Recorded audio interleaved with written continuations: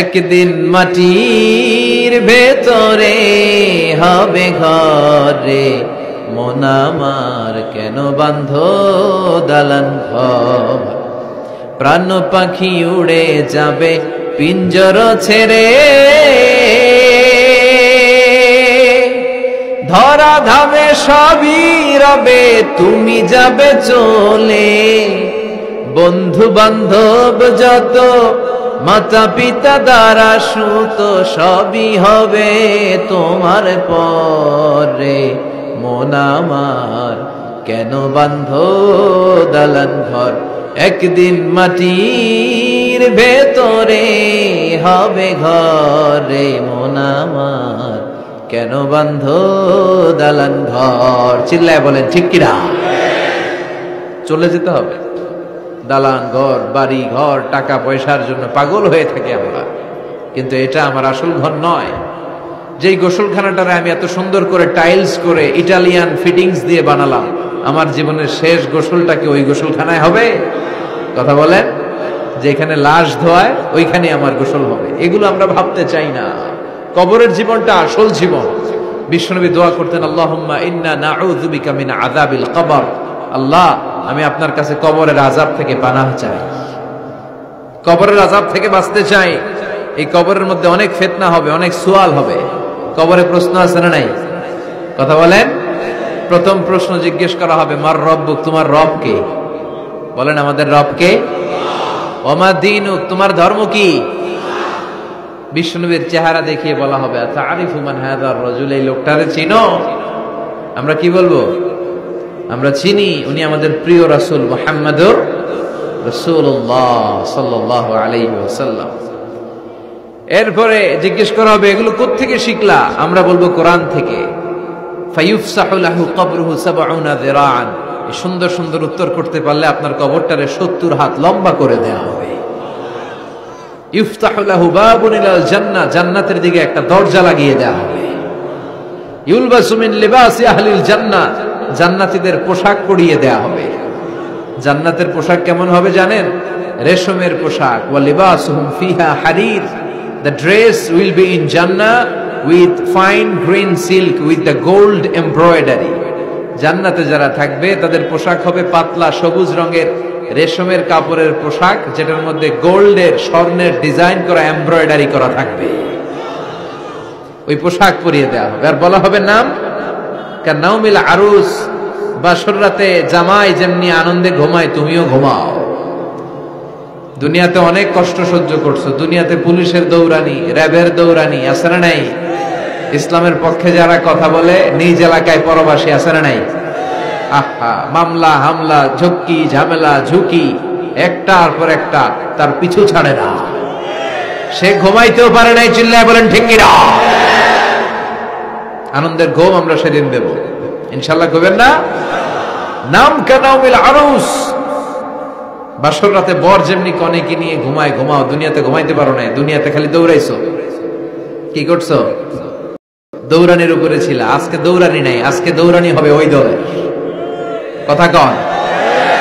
যারা ইসলামের পক্ষে ছিল না, আজীবন ইসলামের বাঁশ দিয়েছে, আজকে ওদেরকে বাঁশ দেওয়ার পালা। সেদিন হিসেব উল্টে যাবে। কথা বলেন। এবার ওদেরকে প্রশ্ন করা হবে, তুই ক মার রব্বুক? কয় আমি জানি না। কি জানোস? কয় কিছুই জানি না। কি যে জানি না ওইটাও জানি না। দ্বিতীয় প্রশ্ন, ওয়ামা দীনুক, তোর ধর্মের নাম কি? কয় জানি না। ফেরেশতারা কয় আর প্রশ্ন বাকি একটা, তারপরে আঙ্গ খেলা শুরু। ওমান হাযার রাজুল, do you know this person? দেখো তো এই লোকটারে চিনা চিনা লাগে কিনা। কয় না, চিনি না, আমি কিচ্ছু জানি না, আমি কিচ্ছু মনে করতে পারছি না। খালি আমি মদ খাইতাম আর চিয়ার্স করতাম, এটা মনে আছে। আমি ইসলামের বিরুদ্ধে দৌড়াতাম, ইসলামের পক্ষের শক্তির উপর হামলা চালাতাম, এগুলো মনে আছে। কোরআনের বিরুদ্ধে ছিলাম, ইসলামের বিরুদ্ধে ছিলাম, বিশ্বনবীর বিরুদ্ধে ছিলাম। বিশ্বনবীর বিরুদ্ধে আমি বিষোদাগার করতাম, ইসলামের বিরুদ্ধে আমি জনপ্রচারণা চালাতাম। আজীবন আমার জীবনটারে আমি কাটিয়েছি ইসলামের বিপক্ষে। সুদ, ঘুষ, দুর্নীতি, যৌতুক, মদ ছিল আমার নিত্য সঙ্গী। আমি কিচ্ছু মনে করতে পারছি না, আমার ধর্ম নাই। আমার কিছুই মনে নাই। ফেরেশতারা বলবে ঠিক আছে, এবার আমগো খেলা শুরু। ফায়ুতরাকু বিমাতারিকা মিন হাদিদ, লোহার হাতুড়ি দিয়ে এবার ওর পিটানো শুরু হবে। পিটাতে পিটাতে ওর গায়ের গোশত আর মাসেলগুলো থেতলে ফেলা হবে। ইয়কালু লিল আরদি ইলতাইমি, জমিনকে বলা হবে চাপ দাও। ফাতাখতালিফু আদলাউ, ওয়াল আয়াযু বিল্লাহ। কবরের এক পাশের মাটি আরেক পাশের মাটি এমন ভাবে চাপ দিবে, ডান পাশের পাঁজরের হাড় বাম দিকে ঢুকে যাবে, বাম দিকের হাড়টি ডান পাশে এসে যাবে। ওর চিৎকারে পুরো কবরস্থানটা থারথার করে কাঁপবে। ওরে বাঁচানোর তখন কেউ থাকবে না।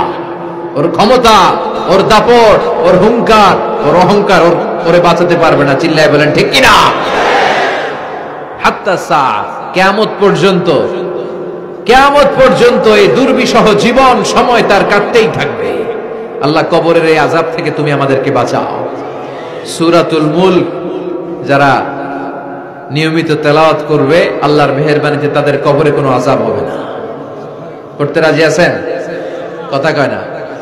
করতে রাজি আছেন সবাই? বিষ্ণুই বললেন এখানেই শেষ নয়, আরো আছে। শাফাআত লি সাহিবিহা, এই সূরাটা কিয়ামতের দিন এই সূরা যে তেলাওয়াত করবে তার পক্ষে সুপারিশ করবে। কোরআন যদি আপনার বিপক্ষে আল্লাহর কাছে নালিশ করে, আপনার বাঁচার কোনো উপায় আছে? আপনার পিসাব আপনারে বাঁচাইতে পারবে? তাইলে আপনার দলের নেতা, কথা কন, কেউ বাঁচাইতে পারবে আপনারে?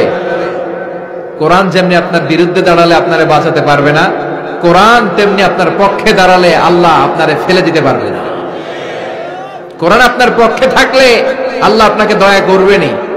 বিশ্বনবী বলেছেন ইকরাউল কুরআন ফাইন্নাহু ইয়াতি ইয়াউমাল কিয়ামাতি শাফিআন লিআসহাবি, কোরআন তেলাওয়াত করো, কেননা কোরআনের তেলাওয়াত এটা কিয়ামতের দিন তোমার জন্য সুপারিশ হয়ে দাঁড়াবে। এজন্য বিশ্বনবী বললেন যে ব্যক্তি সূরাতুল মুলক নিয়মিত তেলাওয়াত করবে, এই সূরাটা কিয়ামতের দিন ওই তেলাওয়াতকারীর জন্য আল্লাহর কাছে সুপারিশ করবে। এখানেই শেষ নয়, বিশ্বনবী বললেন খাসামাত আন সাহিবিহা, এই সূরা যে তেলাওয়াত করবে তার পক্ষে আল্লাহর সাথে এই সূরাটা দাঁড়িয়ে তার পক্ষ নিয়ে আল্লাহর সাথে তর্ক করবে, ঝগড়া করবে। আল্লাহ তুমি ওরে জান্নাত দিবা না কেন? ওরে মাফ করবা না কেন? তুমি না গফুর, তুমি না গফফার, তুমি না রহিম, তুমি না রহমান, তুমি মাফ করে দাও। ও মিয়া, সুপারিশ করতেছে কে? সূরাতুল মুলক। সুবহানাল্লাহ কইবেন না? কতক্ষণ এই তর্ক আল্লাহর সাথে সে চালাবে? হাত্তা আদখালাহুল্লাহুল জান্নাহ, যতক্ষণ না আল্লাহ তার জান্নাতে না ঢুকায়। এখানেই শেষ নয়, বিষ্ণুই বললেন মান ক্বারাআ বিহা ফি লাইলাতিন ফাকাদ আকসারা ওয়া আতাবা, রাত্রি বেলায় যে এই সূরাটা তেলাওয়াত করবে পুরো রাতটাকে বরকতময় করে দিবে কে? এজন্য বিশ্বনবী বলেন আমি চাই আমার সব উম্মত এই সূরাটা মুখস্থ করে নেক। আমার চাই আমার ছোট বড় আবাল বৃদ্ধ বনিতা সব উম্মতের হৃদয়ের মধ্যে এই সূরাটা গাঁথা থাক, মুখস্থ থাক, হিফজ করা থাক। আমরা বিশ্বনবীর উম্মত না? কথা কন। নবীর এই আশাটা আমাদের পালন করার দরকার আছে না নাই? আমরা কি পারি না এই সূরাটা মুখস্থ করে রাখতে? মাত্র 30 আয়াত, প্রতি মাসে কয়দিন? প্রতিদিন এক আয়াত করে মুখস্থ করলে লাগে কয়দিন? প্রতিদিন এক আয়াত করে মুখস্থ করলে 30 দিনে এই সূরা মুখস্থ করতে রাজি আছেন? সবাই রাজি আছেন তো? মনে থাকবে? নেক্সট টাইমে নেক্সট ইয়ারে আসলে জিজ্ঞেস করবো যে সূরা মুলক মুখস্থ হয়েছে কিনা। হ্যাঁ, মনে থাকবে তো? আল্লাহ তুমি তৌফিক দাও। এই সূরাটা পড়লে আল্লাহ আপনার দৃষ্টি শক্তিকে খুলে দিবে। আপনার চোখের সামনে কোনো পর্দা থাকলে পর্দাটা সরে যাবে। আপনি আল্লাহর মাহাত্ম্য বুঝতে পারবেন, আপনি আল্লাহরে চিনতে পারবেন, আপনি আল্লাহর অস্তিত্ব টের পাবেন। সুবহানাল্লাহ পড়ায়। অনেকেই বলে যেটা দেখি না তা মানি না। যারা স্রষ্টাকে বিশ্বাস করে না তারা বলে আনসিন ইজ নাথিং, যেটা দেখা যায় না এটা বিশ্বাস করি না। নাস্তিক্যবাদের ছড়াছড়ি আছে না নাই? বাগেরহাটে কোনো নাস্তিক নাই মনে হয়, কথা কন। আছে আছে আছে। এত দাড়ি টুপি এগুলার ভিতরে ঢুকে কেমনে? ওগুলা পিছনে পিছনে থাকে, এগুলা আজীবন পিছনে পিছনে থাকবে। কথা বলে। ইয়াং যুবক যারা আছে তোমরা একটা বই পড়বে, প্যারাডক্সিক্যাল সাজিদ, একটা বই আছে বাজারে, নাস্তিকদের বিভিন্ন প্রশ্নের জবাব এই বইয়ের লেখক খুব ভালো করে ওই বইতে তিনি তুলে ধরেছেন। লেখকের নাম আরিফ আজাদ। এটা পড়লে শিক্ষিত যারা, তাদের মনের মধ্যে এই ঘুরপাক করা প্রশ্নগুলোর উত্তর তারা পেয়ে যাবে। বইয়ের নাম প্যারাডক্সিক্যাল সাজিদ, আরিফ আজাদের লেখা। তো তার পাশাপাশি এই সূরাটা পড়লেও আমরা জানতে পারবো, কারণ এই সূরাটা হচ্ছে this Surah is an I opener for us all. আমাদের সবার চোখ খুলে দিবে এই সূরাটা। আমাদের ঘুমন্ত বিবেককে জাগিয়ে তুলবে এই সূরাটা। যারা বলে যে স্রষ্টাকে দেখা যায় না, তাদের জন্য এই সূরাটা একটা মেডিসিন। আল্লাহ কেমন যেন এই সূরায় বলতে চায়, ওপেন ইউর আই, তুমি তোমার চোখ খোলো না একটু, you must find your God, তুমি তোমার আল্লাহরে খুঁজে পাবা।